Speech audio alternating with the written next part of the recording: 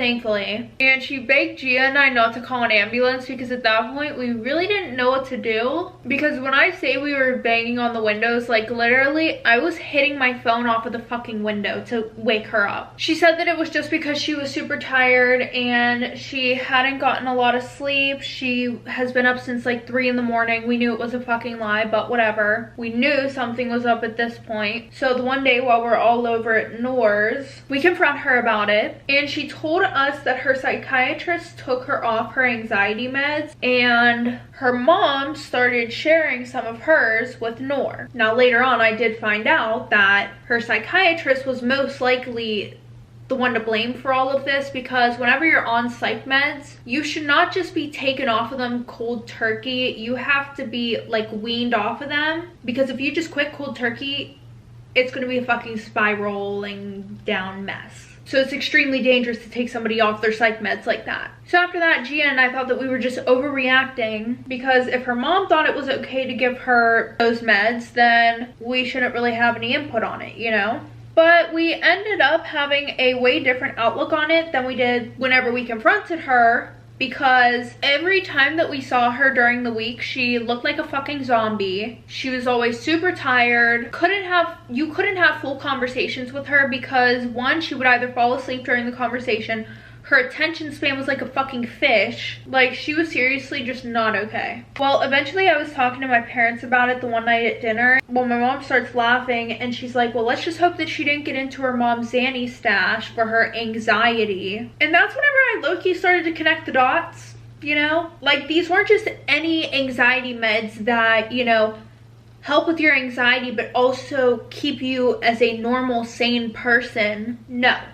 These were ones that were going to ruin her life. Like, the worst part about all of this was the fact that it's not like she's stealing these pills. These are pills that her mother is giving her, not even caring about the side effects that it'll have on her. Like, I'm surprised her parents haven't noticed anything. So I called Gia and I had told her what my mom said, and we made a plan to have like almost a mini intervention for Noor. And we weren't going to be mean about it, obviously, but we were definitely going to put our foot down with her. Like, we're going to let her know that we know she's been acting really fucking weird and we really care about her, so we just don't want her going down that path in life. So fast forward to the next day, we're all hanging out at my house, and Gia wasn't really good at these things, so I decided to lead the conversation. Pretty much the whole conversation. So I pretty much said to her, so we realized you've been acting way different for a while now, and the other day when we confronted you, you said that you were going to stop taking these anxiety meds. So we've been realizing that you haven't been yourself for a while now. The other day whenever we confronted you about it, you pretty much lied to our faces. You told us that your mom was giving you her regular anxiety meds and that you were pretty much going to stop taking them. And then we told her how these weren't just any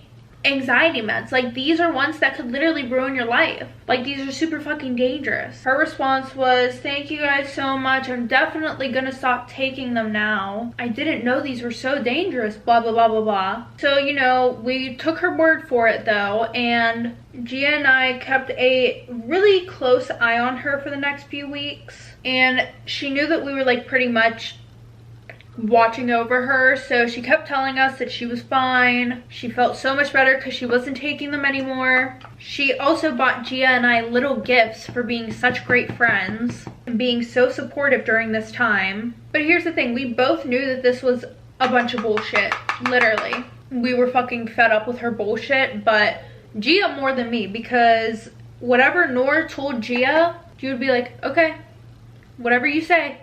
She would just believe her now. She wouldn't even fight back with her. Well, the one day we get a call from Noor's mom, and she's like, I don't want you guys hanging out with my daughter anymore. You guys are bad influences on her. And this is all because Noor told her mom that we were the ones stealing her anxiety meds.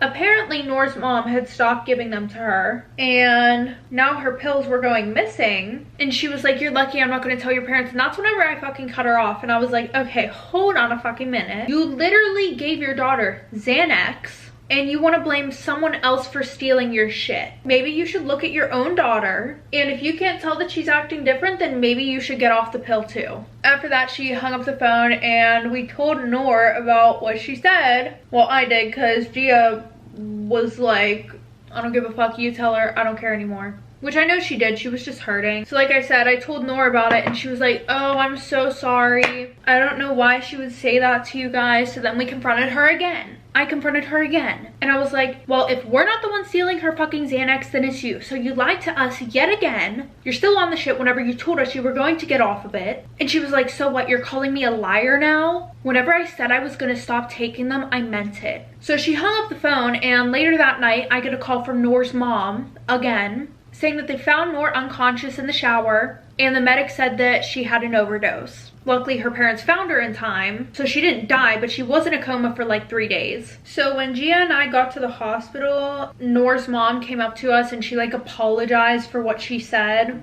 You know, accusing us of stealing her fucking pills. Yeah. Gia walked away from her because Gia was still fucking livid. Like, she didn't even want to see her at the hospital. And I just kind of stood there really awkwardly and I was like, it's okay. But I was also really pissed off still too. Well, whenever she got discharged from the hospital, she was sent to an inpatient rehab for 1 month. If you don't know what an inpatient rehab is, it's where you have to actually stay at the rehab. You can't just like go to meetings or whatever. And she would call us like once a week. And each time that we talked to her, she seemed a lot better than the last time. Well, fast forward after that month, she came home and it really felt like we had our old friend back, you know? She was full of life and just her fun, annoying old self. Well, while Noor was away, Gia had gotten a new boyfriend and he was a super popular senior who was known for throwing the best parties. Well, Gia told him about the fact that Noor just got back from rehab and he suggested that we have a small get-together for her coming back. And of course, Gia and I didn't think this was a good idea at all. Like, she just got back from rehab. This wasn't going to be like any regular party or anything. This was going to be a party where there were going to be drugs and other shit there. And it just felt like it was too early for us to put her in that position or her to put herself in that position. But then word got around to her and she was like, guys, I'm fine to go. Like, I'm not a full-blown addict anymore. I'll just say no if someone offers me anything. At this point, we were like, fine, okay, whatever you say. So Gia and I had planned to keep an eye on her all night, you know, which basically meant that we were going to be babysitters, which is not what I wanted to do with my night. But if she does good at this party, then we won't have to do this at the next one. So fast forward, the party dies down and we kept an eye on her for literally 3 hours straight. And she did a really good job. She wasn't drinking, she wasn't smoking. So I told her that I would get her an Uber home because Gia was the one who drove her and Gia planned on staying after with her boyfriend. But she said that we had already done so much for her that she could get herself an Uber home. So after she left, I stayed and I helped Gia and her boyfriend clean up. And then like a few hours later, I got a ride from Gia's boyfriend back to my house and then he was gonna drop Gia off at her house. Well, right before I'm about to fall asleep, Gia calls me because she said that whenever she went home, Noor's mom came running outside and she was like, have you seen Noor? Have you heard from her? So since Gia, Noor, and I all have each other on Life 360, I went and I looked at her location and it said that she was in the bad part of the city, aka where I used to live. Now, I was never allowed outside into my neighborhood because it was filled with drugs, gun violence, girls would go missing 24/7. So I hurry up and I call Noor's mom and I tell her that her dad needs to go and get her right now. I pretty much give her the rundown of why this is so urgent. And about an hour of waiting to hear back from everyone, I fell asleep and I woke up in the morning to a text message from Noor. And it said, hey, I really appreciate you trying to keep an eye on me, but some kid didn't have a ride home from the party. So I got an Uber and it made a stop at his house in the city and then it was taking me back to my house. Now my parents are super pissed off. Obviously, I didn't believe her, so I asked who the kid was. And then I did end up feeling really bad because she was talking about this kid named Andrew and he still lived down the street from where I used to live and he would always have someone drive him home from these parties. So after that night, Gia and I felt like Noor had kind of proven herself to us and she didn't need us breathing down her neck 24/7 anymore. Like, of course we were gonna watch out for her still, but there was no need for us to babysit her anymore. But as soon as we took that approach, she started acting up again, but even worse than the first time. She was still showing up for work, but whenever she was showing up for work, she was belligerently drunk, and Gia's sister would have to literally send her home, not even 5 minutes into her shift, and there were quite a few times where she refused to leave, so Gia's sister would have to call Noor's parents to come and get her. And eventually Gia's parents said that she wasn't allowed to hang out with her anymore, because the night that Noor was hanging out with a few people that we don't know, at 3 in the morning, the security cameras at Gia's house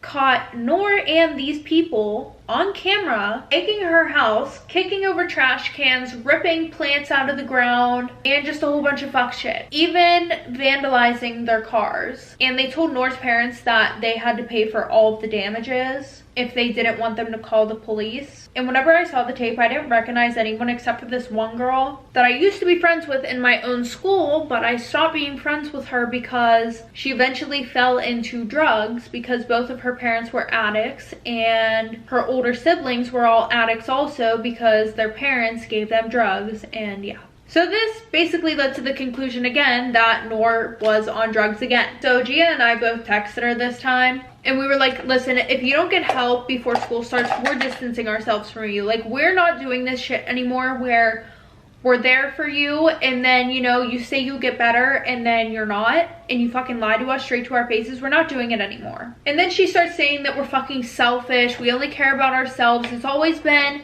me and Gia, and she's always been the third wheel, and the only time that we stick around her is whenever she's doing good, but whenever she needs our help, then we disappear. Which I'm pretty sure you all can literally tell that that's not true at all. Like, Gia and I really just want the best for her. We want her to get better, but you know the saying, you can lead a horse to water, but you can't make it drink. That's what we were dealing with. But 5 days later, she texted us saying that she had signed up for meetings at this outpatient rehab, meaning she didn't have to stay there, but she was gonna go to meetings, okay? And we told her, yeah, like, we're super proud of you, but that doesn't change where we stand right now. So after a couple of weeks went by and she was going to these meetings and her parents were drug testing her every week, and every week she was coming up clean, which we were super proud of her for. Like, not even weed was in her system. She also said that she felt really bad for how she was treating Gia and I. And she even apologized to Gia's parents and offered to take the trash out for the next 2 weeks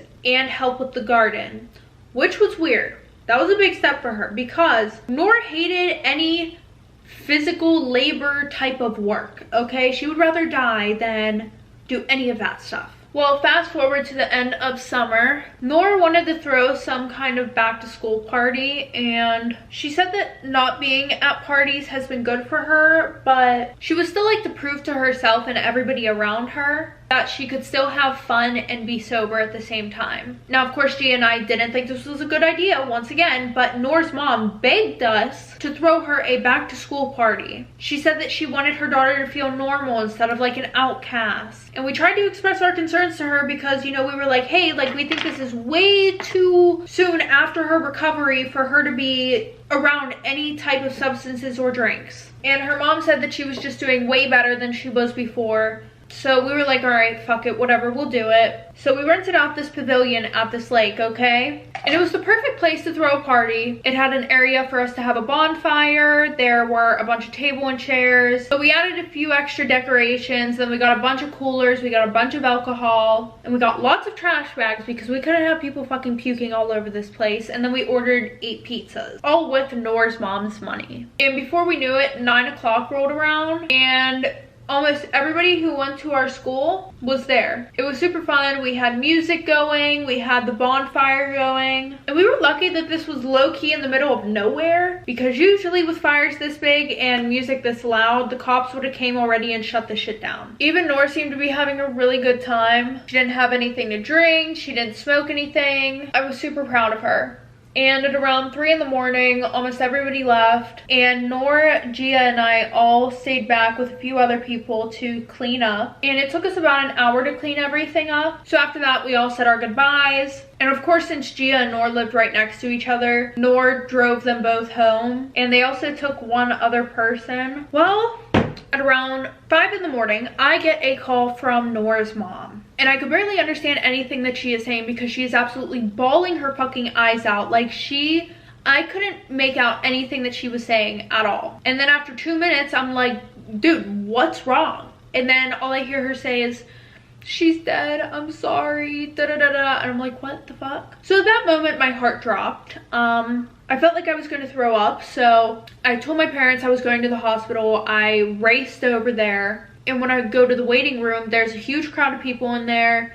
People are crying and screaming. It was very traumatizing, and I didn't know what to do, so I started crying. And then I walked up to Gia's sister, and before I could even ask her what happened, Gia's parents came storming into the waiting room, walked right up to Noor's parents, and started screaming at them. They were like, this is all your fault. You killed our daughter. You have to live with that now. And that's when I realized Noor was still alive. It was Gia that her mom was talking about. At that point, I was in so much shock and disbelief. I ended up spending the rest of the night with Gia's family. And whenever Noor woke up, I had asked her about what happened. She said that they dropped Mike off and then he gave them all the rest of the alcohol that he had. And from Mike's house to their house, it was about a 20-minute drive. So Noor drank half of a bottle of tequila in like 10 minutes. And then she said she didn't remember what happened after that. And now I feel even worse than before because if I'm imagining this, I'm just imagining Gia pleading with Noor to probably stop drinking or let me out of the fucking car. So fast forward a little bit, Gia's family ended up moving because they couldn't stand to see Noor's family lived a semi-perfect life. And eventually Noor got arrested on DUI murder charge and a few other charges, right? But listen to this. She only got 2 years in the county jail and then 3 years probation. That was another reason why Gia's parents decided to move. Her mom said that she did not want to see Noor ever again, and she feels like Gia didn't get justice. And also, it's the fact that Noor can get out in 2 years or even earlier because of good behavior, which she did. And as soon as she got out, she tried to get in contact with me, but I very respectfully told her that I no longer wanted to speak with her. I didn't want to have any type of friendship or relationship with her whatsoever. And then they found out about the prescription pills. Whenever they asked her why it was in her system, she told them that it was because her mom was giving them to her. So her mom got arrested and then she got the charges dropped like 2 days later. But the last thing that I heard about Noor was she was living in a sober living program because apparently after everything that happened, she ended up relapsing. So if you guys get anything out of this story time, let it be this. 1, drugs most likely can or will ruin your life. And 2, it is never okay to drive under the influence.